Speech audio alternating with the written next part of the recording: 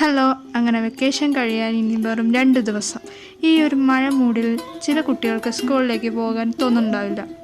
എല്ലാ കുട്ടികൾക്കും സ്കൂളിലേക്ക് പോകാൻ മടിയായിരിക്കും. സോ ഇവർക്ക് വേണ്ടിയാണ് ഇന്നത്തെ video. Welcome to my channel zero to legend.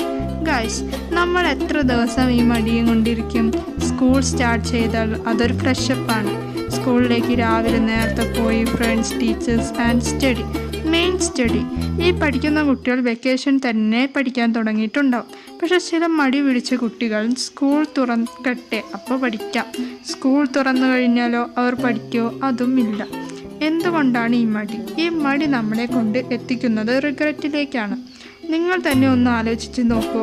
എന്തുകൊണ്ടാണ് നിങ്ങൾക്ക് പഠിച്ചുകൂടാൻ? ഈ പ്രായത്തിൽ നിങ്ങൾക്ക് ഒരേ ഒരു ബാധ്യതയുള്ളൂ, പഠിക്കുക. നിങ്ങൾ അതും ചെയ്തില്ലെങ്കിൽ നിങ്ങളോട് ഞാൻ പറഞ്ഞിട്ട് ഒരു കാര്യവുമില്ല. പക്ഷേ ഇനി പഠിക്കാൻ ആഗ്രഹമുള്ളവർ ഇത് കേൾക്കുക. ആദ്യം ഒരു ടേബിൾ ആൻഡ് ചെയർ. ഇതാണ് നമ്മുടെ ഫസ്റ്റ്. ഒരിക്കലും കിടക്കയിലിരുന്ന് പഠിക്കരുത്, ഉറക്കം വരും.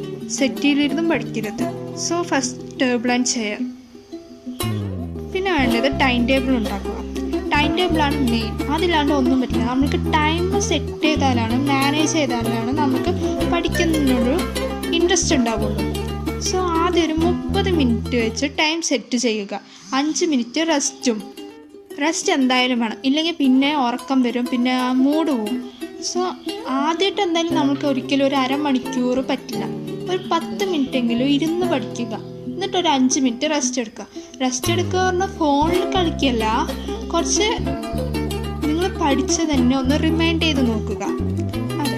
ഇനി തേർഡ് കാര്യം പറയുന്നത്, കുറച്ച് എന്തായാലും ഒരു സ്റ്റിക്കി നോട്ട്സ് എടുക്കുക. അതെല്ലാം കയ്യിലും ഇപ്പോൾ മെയിനായിട്ടുണ്ടാവും.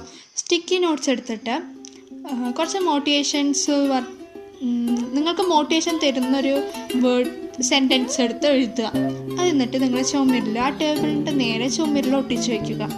അത് എപ്പോഴും കാണുമ്പോൾ നിങ്ങൾക്ക് കുറച്ച് മോട്ടിവേഷൻ കിട്ടും. സോ അതും ചെയ്യുക. നിങ്ങൾ ഇതൊക്കെ ചെയ്താൽ നിങ്ങൾ സക്സസ്സിലേക്കുള്ള ആദ്യത്തെ സ്റ്റെപ്പ് ചവിട്ടിക്കഴിഞ്ഞെന്ന് അർത്ഥം. അങ്ങനെ കുറച്ച് നിങ്ങൾക്ക് എന്തായാലും മാറ്റങ്ങളുണ്ടാകും.